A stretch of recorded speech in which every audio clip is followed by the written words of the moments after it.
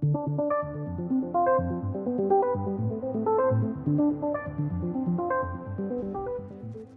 buenos días.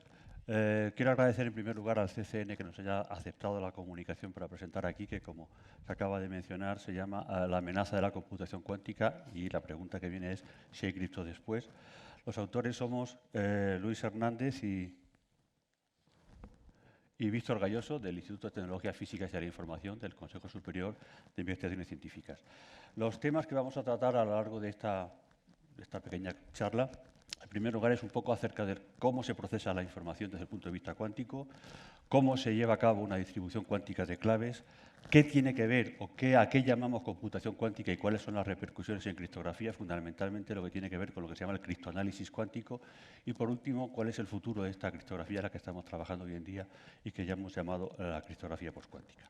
Bien, comenzando por el procesamiento cuántico de la información, hay que pensar que la mecánica cuántica es la base fundamental para el tratamiento y el envío o la comunicación de la información que tiene que ver desde el punto de vista cuántico, lo que se conoce como la Quantum Information Science. Y hay que tener en cuenta que cuando se habla de mecánica cuántica hay que olvidarse relativamente de lo que supone la mecánica tradicional, la mecánica newtoniana. Hay que pensar cuánticamente, lo cual no es difícil y suele ir fundamentalmente contra la intuición que tenemos habitualmente.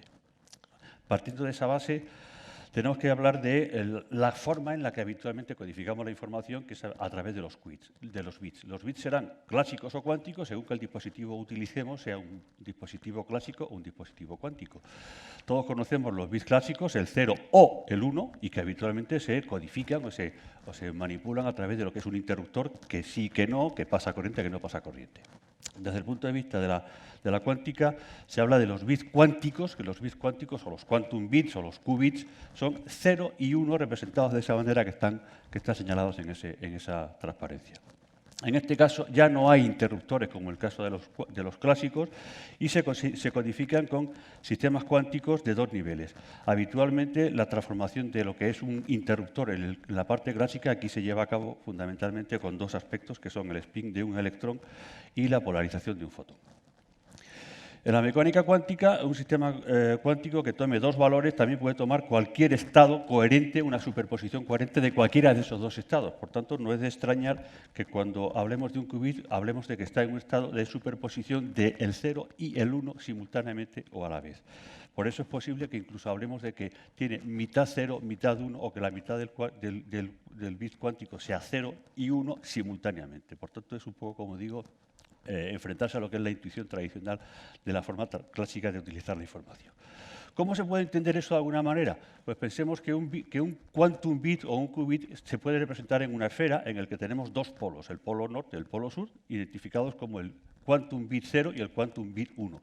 Cualquier otra posición de esa esfera de radio R es un quantum bit que se define, en cuanto lo medimos, con dos valores.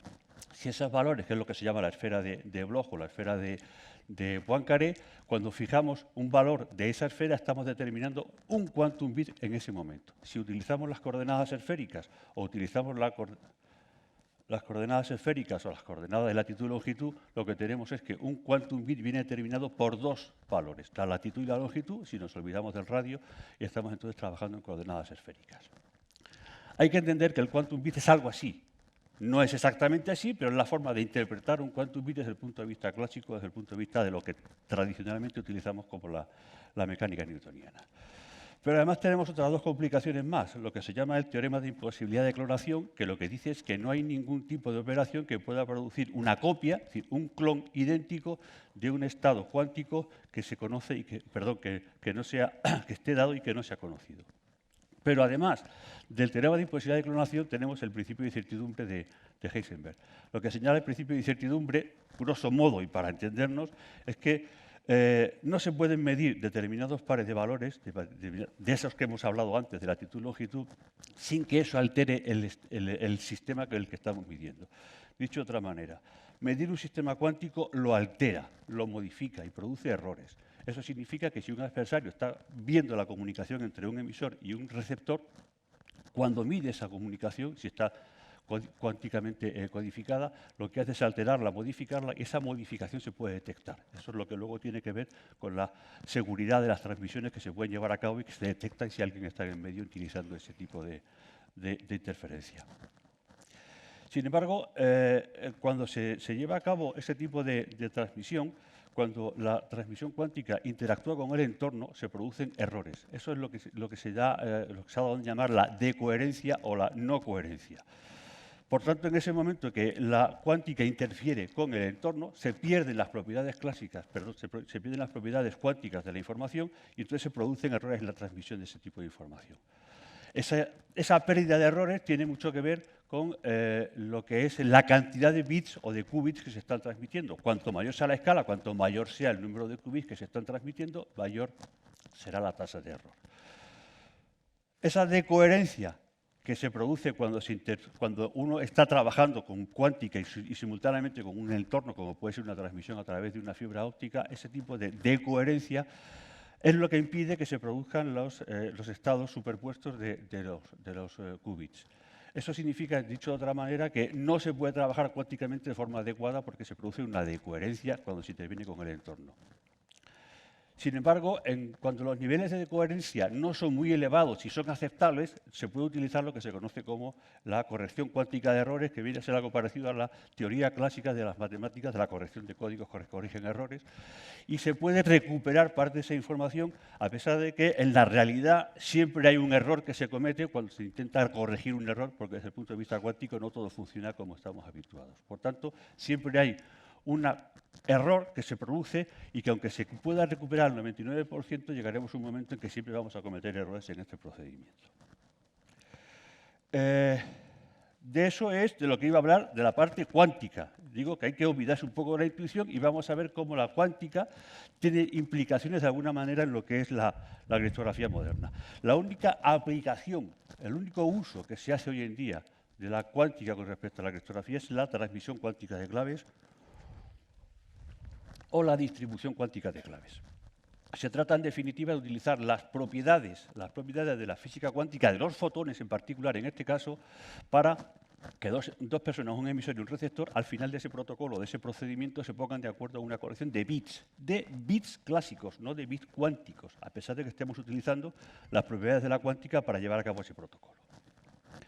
De hecho, cuando se utiliza una luz natural como el Sol o una luz no coherente como una bombilla, pues lo que estamos emitiendo son fotones que están polarizados en cualquier dirección y simultáneamente en todas ellas. Cuando esos fotones pasan a través de un filtro, se fija la polarización de ese fotón y continúa siempre en esa misma polaridad que se ha modificado respecto a la anterior. Si una vez que se ha fijado esa polarización del fotón cuando se está emitiendo, ponemos un segundo filtro, pues por el principio de incertidumbre que hemos dicho anteriormente, el fotón llegará a ese segundo filtro y lo pasará o no pasará en función de una determinada probabilidad, ¿vale? Entonces, esa es la base fundamental del procedimiento que tenemos ahora. Aquí tenemos un vídeo que son los dos monitores que yo tengo en mi despacho para trabajar. Ese es el fondo de pantalla y si yo acerco una gafa polarizada, vemos que se ve el fondo, pero si giramos la gafa, vemos que se oculta el fondo, aparece negro. ¿De acuerdo? Volvemos a colocarlo, vamos a ver que de nuevo se vuelve a ver.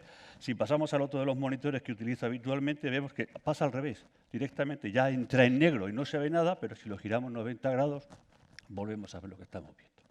¿Qué significa eso? Bueno, eso son unas gafas que cuestan 6 euros, o sea que no hay que irse muy lejos. Se coge una gafa polarizada y se puede hacer la prueba. ¿Qué significa eso? Significa que los fotones que están emitiendo los dos monitores no son compatibles con el filtro que tienen las gafas. Hay uno de los dos monitores que lo emite en horizontal igual que las gafas, mientras que el otro monitor lo emite en vertical y por eso cuando las tenemos en horizontal las gafas no pasan los fotones. Bueno, esa propiedad de la luz y de los fotones es la que se utiliza en la criptografía, en cuántica para la transmisión cuántica de claves, que es lo que vamos a ver. Esquemáticamente, como hemos dicho, que si un fotón pasa un filtro de polarización y se queda en una dirección determinada y luego ponemos un filtro que sea igual que el primero, es decir, paralelo, el fotón va a seguir su camino con una probabilidad del 100%. Va a pasar siempre los dos filtros.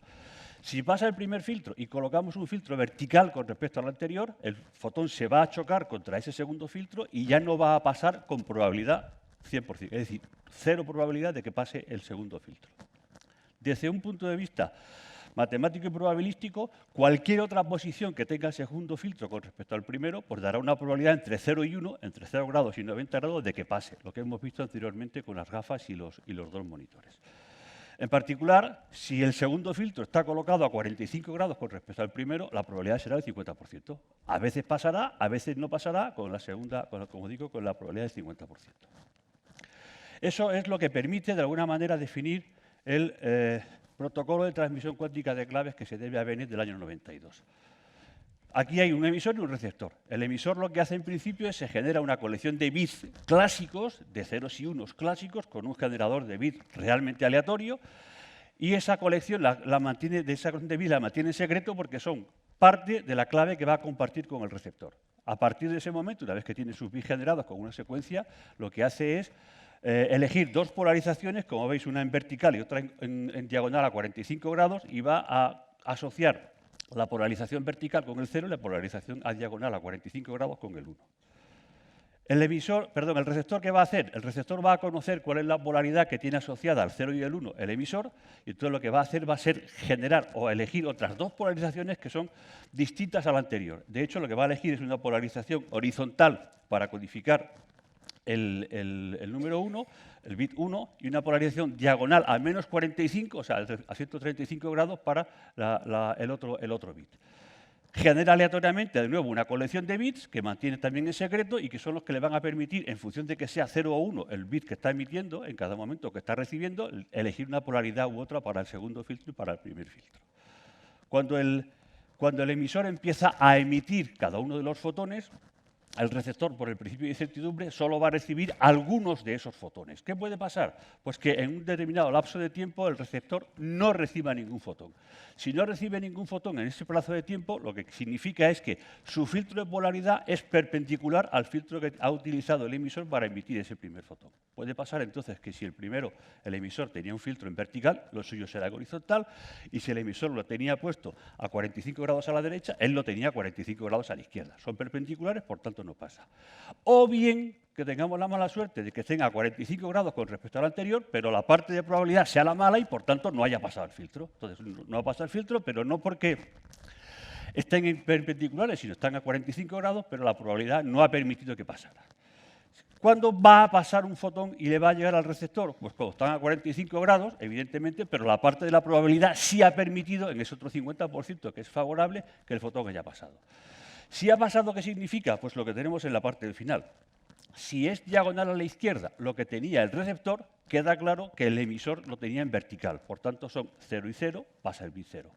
Si lo hace al revés, si lo tiene en horizontal, que valdría el bit 1, queda claro que el emisor lo tenía en 45 grados a la derecha, por tanto era el bit 1. Luego, si pasa, es que coincide exactamente el bit que uno recibe con el bit que uno emitió. Eso permite que cuando se acaba el procedimiento de la recepción de todos los fotones, cada vez que hay un acierto por parte del receptor porque ha recibido un fotón, marca en su lista de bits que generó al principio cuáles son los aciertos que tiene. Una vez que ha marcado los aciertos, lo que se hace es ponerse en contacto con el emisor por un canal autenticado, que es muy importante que sea un canal autenticado, y le envía al emisor cuáles son las posiciones en las que hubo un acuerdo. Por tanto, los dos en ese momento saben perfectamente cuál era el bit y se ponen de acuerdo con el bit que ha habido al final. ¿Cuál es el problema? Digo, ¿por qué es importante lo del canal autenticado? Porque tampoco sabemos desde el punto de vista de la computación cuántica o de la mecánica cuántica cómo se lleva a cabo un canal autenticado. Luego estamos asociando un uso de la cuántica que no es cuántico realmente, porque estamos usando fotones exclusivamente para transmitir bits normales y corrientes, pero además el canal está autenticado por un sistema tradicional como puede ser un sistema de clave pública. En definitiva, lo que tenemos es esta tabla donde aparecen los ceros y unos que uno emite asociados a sus diferentes polarizaciones, y al final lo que vemos es que solo el 25% en probabilidad, en media, de los fotones que emite el emisor son recibidos por el receptor, de los cuales la mitad serán 0 y la mitad serán 1. Remarco en que esta es la única situación en la que la mecánica cuántica se aplica en criptografía. La única situación. Por eso, bueno, a veces he tenido algún enfrentamiento con algún otro colega porque yo digo que la criptografía cuántica no existe. No existe porque nadie sabe cómo se cifran la información con la mecánica cuántica. Nadie sabe cómo se firma electrónicamente con mecánica cuántica. Nadie sabe cómo se transfiere información mediante la mecánica cuántica y, por tanto, la criptografía cuántica no existe desde mi punto de vista. ¿De acuerdo? Bien. Pasamos al tercer tema. ¿Qué pasa con la computación cuántica? Todos hemos oído hablar en el mes de octubre, a finales de octubre, que Google ha dicho que ha conseguido la supremacía cuántica. Ha salido en todos los periódicos, ha salido en Expansión, ha salido en El País, ha salido en ABC, cualquier país, cualquier periódico que se precie ha comentado el tema y de alguna manera han intentado explicar qué significa la supremacía cuántica que ha alegado Google. Desde mi punto de vista, lo que más o menos ha pasado, sin entrar en demasiados detalles, es que Google publicó en Nature, en el año ahora mismo, a finales de octubre, un artículo en el que decía que había conseguido la supremacía cuántica con un ordenador de 53 bits resolviendo un problema de generación de números aleatorios que le había costado 3 minutos y 20 segundos, con un ordenador normal podría utilizarse hasta 10.000 años. ¿Qué sucede?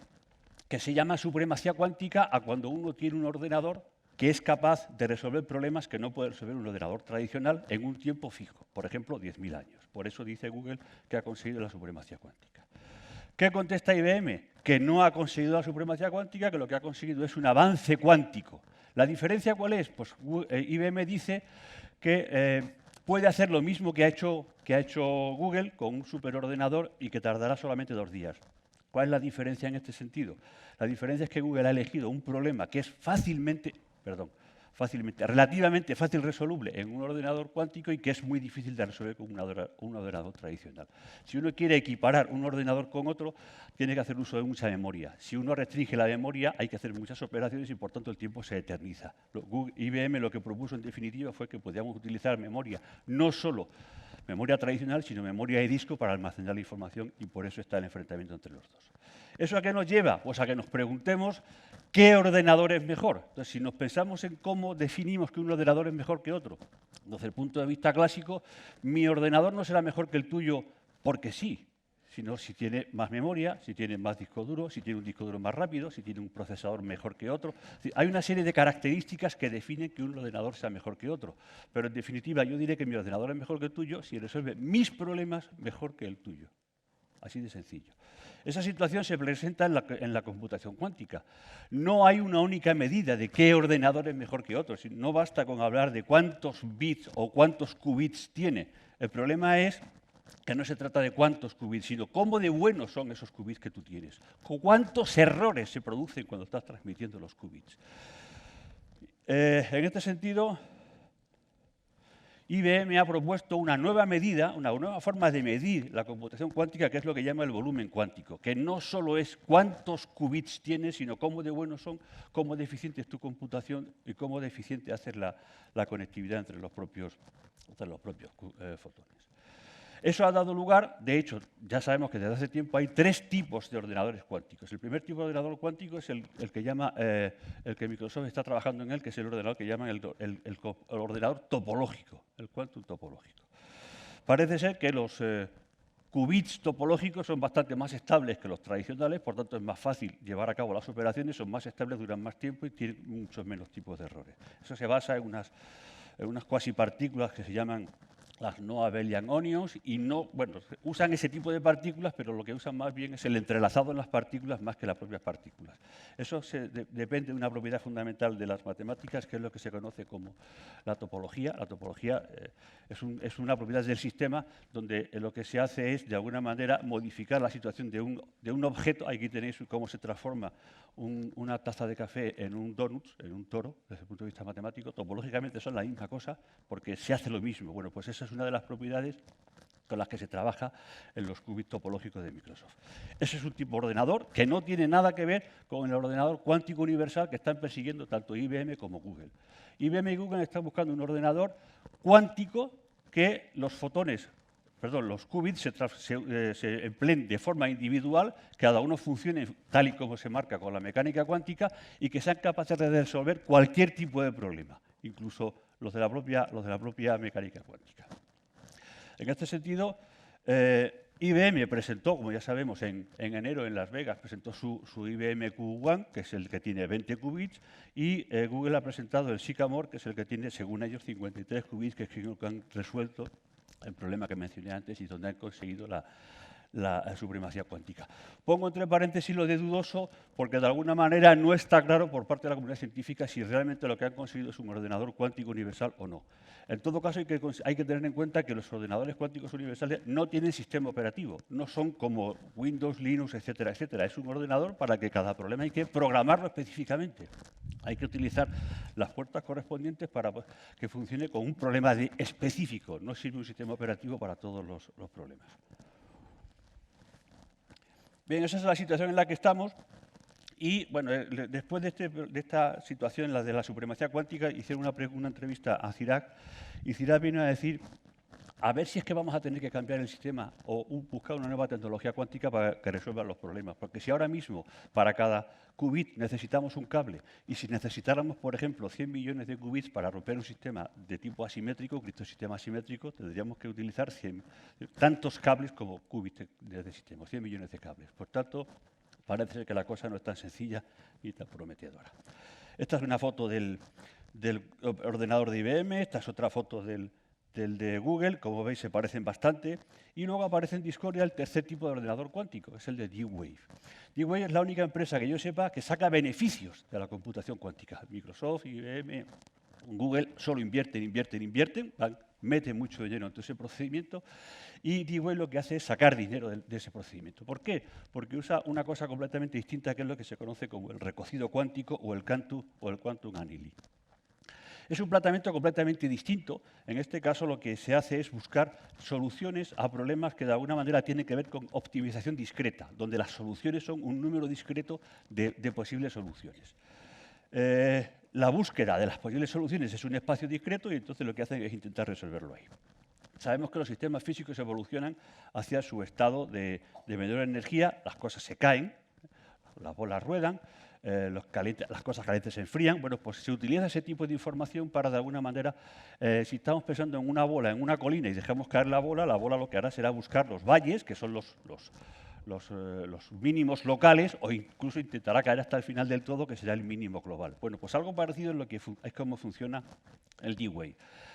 Suponéis que estamos simultáneamente con muchas bolas a la vez y que todas esas bolas caen directamente sobre una colina. Y lo que se hace es, con el recocido cuántico, es mejorar la probabilidad de que la bola caiga en un valle o en un global o en un mínimo global. ¿De acuerdo? Esa es un poco la situación. Utilizan el tunelamiento cuántico y otro tipo de propiedades de la mecánica cuántica, pero están trabajando con ordenadores de 2000 qubits, que no tienen nada que ver con los qubits con los que estamos hablando de IBM y Google o de Microsoft. ¿De acuerdo? De hecho, no pueden resolver ninguno de los algoritmos tradicionales que afectan a la criptografía. Ninguno. Solo pueden resolver problemas como los que os he dicho antes de optimización combinatoria. ¿Vale? Es como comparar peras y manzanas. Son biológicos los dos, pero son distintos. ¿De acuerdo? Bueno, esa es la foto del último D-Wave. Y pasamos a los criptoanálisis cuánticos. Esto sí es lo que ya nos afecta. En el año 97, Shor publicó 2 algoritmos en un artículo donde demostró que si uno tenía un ordenador cuántico con la capacidad suficiente, podía romper el criptosistema RSA y el de curvas elípticas. En definitiva, podía romper el problema de la factorización de números enteros y el problema del logaritmo discreto. ¿Qué significa eso? Pues significa, en definitiva, que si tenemos la conexión de problemas matemáticos en los que se basa la criptografía, tenemos un grupo que son problemas fácilmente resolubles en tiempo polinómico y una serie de problemas que son los difícilmente resolubles, necesitan tiempo computacional, tiempo exponencial. Llega la cuántica y ¿qué hace? La cuántica tiene sus propias aplicaciones, que son otro mundo, y lo que tiene que ver con los problemas cuánticamente resolubles ha resuelto 2 problemas, que son el del logaritmo discreto y el de la factorización, que forman parte de los problemas difícilmente resolubles. Luego la criptografía, mal. A la criptografía le va mal. Pero no solo eso, sino que además Grover, en el año 97, publicó otro artículo en el que demostró que la seguridad de los sistemas de cifrado simétricos se reducía a la mitad. Es decir, el tiempo pasaba a ser la raíz cuadrada. Dicho de otra manera, con un ordenador cuántico con la suficiente potencia, encontrar una clave de 256 bits para un AES, por ejemplo, es equivalente a encontrar hoy en día una clave de 128 bits. Es decir, las claves se reducen a la mitad. ¿Parece ser que eso salva la criptografía simétrica? Pues no es del todo cierto, porque las últimas investigaciones están demostrando que es posible encontrar aceleraciones exponenciales cuando uno lo que hace es paralelizar el algoritmo de Simon. Luego, hay que poner en duda que la criptografía simétrica también vaya a sobrevivir en este sentido. En definitiva, la criptografía actual tiene los días contados. La tecnología es la que es, la mecánica cuántica es la que es, las aplicaciones son las que son, los algoritmos publicados son lo que son y, por tanto, está claro que la criptografía antes o después desaparecerá tal y como la conocemos. Por lo menos la asimétrica desde el punto de vista de la factorización de números enteros y el logaritmo discreto. Y la simétrica, pues no sabemos, pero por lo menos está a la mitad de lo que estaba. ¿De acuerdo? Eso es lo que tenemos ahora mismo. ¿Cuál es la pregunta clásica? Es que, ¿cuándo va a ser esa fecha de caducidad? Nadie lo sabe. Nadie sabe cuándo va a ser el día en que tengamos un ordenador cuántico con la capacidad suficiente como para romper los criptosistemas.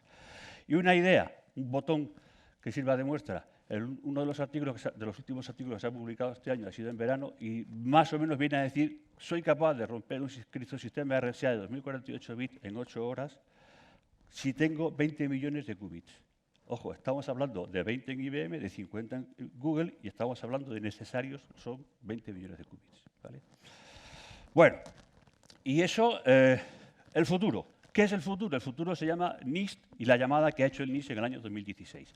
Ahora mismo, en el 2017, cuando cerró la primera llamada, había 69 opciones para elegir entre cifrado, cambio de clave y firma electrónica. En enero de este año está la ronda 2, han pasado solo unos cuantos, se ha hecho un congreso, se han eliminado un montón de ellos porque se ha demostrado que son vulnerables y las fechas previstas son que en el 20 o 21 se llevará a cabo la ronda 3 y se van a elegir algunos cuantos de esos sistemas que están publicados y que no tendremos un estándar, un draft del estándar hasta el año 2022 o 2024. Aquí tenéis la colección de los más importantes, de los más destacados, de los que han sobrevivido en enero. Hay una serie de problemas matemáticos que ya comenté hace 3 años en la ponencia que hice en estas mismas jornadas sobre los problemas matemáticos que aparecen ahí, los códigos correctores y demás. En la columna de la izquierda están los cifrados asimétricos, porque el NIST no se ha preocupado nunca de los cifradores simétricos, puesto que se suponía que eran invulnerables porque no se conocía nada más que el algoritmo de Grover. En la parte de la derecha tenemos los métodos de intercambio de clave autenticados, o sea, los KEM, los mecanismos de encapsulación de claves.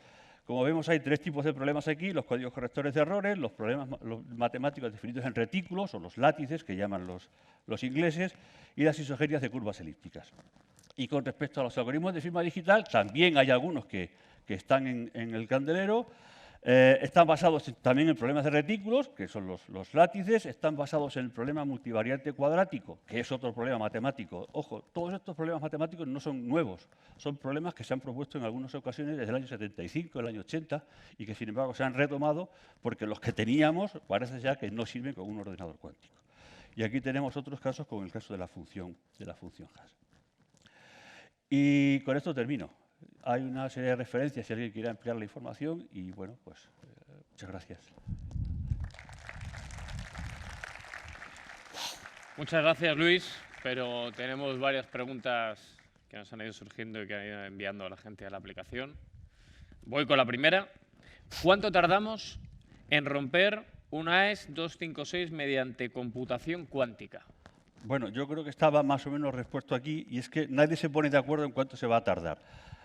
Podemos decir, y lo que sí podemos asegurar ahora mismo es que vamos a tardar tanto en romper un AES 256 con computación cuántica, lo mismo que tardamos hoy en día en romper un AES 128 con un ordenador normal. Es decir, mucho, ¿vale? El 128 todavía es uno de los valores de las claves que utilizamos en AES, o sea que, de momento, sería seguro todavía, ¿vale? Perfecto. Segunda pregunta. Con esa tasa de éxito de un 25% durante la transmisión de datos, ¿no es poco eficiente? ¿Qué ventaja tendría este método de transmisión cuántico respecto al método de transmisión normal? A ver, no es eficiente porque si hay que mandar si el número de fotones que tú acabas acordando con el emisor, es decir, el número de ceros y unos que al final acabas acordando con el emisor es del 25%, la tasa es malísima, malísima. Necesitas, para una clave de 1024 bits, pues mandar 4 veces más el número de fotones. Y, perdón, la segunda parte era... Sí, te lo repito. ¿Qué ventaja tendría este método de transmisión cuántico respecto al método de transmisión normal? Ventaja de momento ninguna, porque la transmisión que hacemos ahora mismo de intercambio de clave con un Diffie-Hellman, salvo que el problema del hombre en el medio, no tenemos ningún tipo de inconveniente, y si lo hacemos autenticado, menos todavía. Y repito, la transmisión cuántica de claves o la distribución cuántica de claves solo se hace con bits, no con qubits. solo que utilizamos la indefinición o la incertidumbre de los qubits para ponernos de acuerdo en una colección de bits, pero de momento es mucho más seguro. De hecho, parafraseando lo que dijo este verano Bruce Schneier, bueno, sabéis que es uno de los gurús de la criptografía, dice algo así como que tenemos matemáticas suficientes y para rato con las que tenemos ahora mismo. Por tanto, de momento no parece que tengamos mucho peligro. Tercera pregunta. ¿Llegaremos a tener ordenadores cuánticos en casa? No. No, claro, vamos. A ver, perdón. Cuando digo no, digo que nosotros los veamos. ¿Vale? Es decir, que los que estamos aquí veamos un ordenador cuántico encima de la mesa, no. Hay que tener en cuenta, ya he enseñado las fotos de los que están ahora mismo en marcha, hay que tener en cuenta que los cables en los que se produce la superconductividad tienen que estar a 270 grados bajo cero, en un criostato. Eso significa que no cabe en cualquier sitio, y encima de una mesa menos. Salvo que cambie la tecnología salvajemente, como pedía Cirac de alguna manera, no vamos a ver un ordenador cuántico encima de la mesa, nosotros no. Y la última, ¿cómo de fácil sería romper blockchain en futuro próximo con cuántica? Exactamente igual que cualquier otro sistema de los cifrados, porque blockchain se basa en funciones hash, y las funciones hash son tan seguras como el criptosistema simétrico, se basa en firmas, ya sean ciegas o firmas de cualquier otro estilo, que se basan en criptografía asimétrica, y se basa en los árboles de Merkle, que estamos en lo mismo. Es decir, que cualquiera de las tres herramientas que se utilizan en la blockchain son las mismas que la que tenemos ahora mismo y la seguridad es la misma que la que tendríamos ahora mismo en la criptografía actual. Perfecto. Muy bien, Luis. Pues muchísimas gracias, de verdad. Gracias.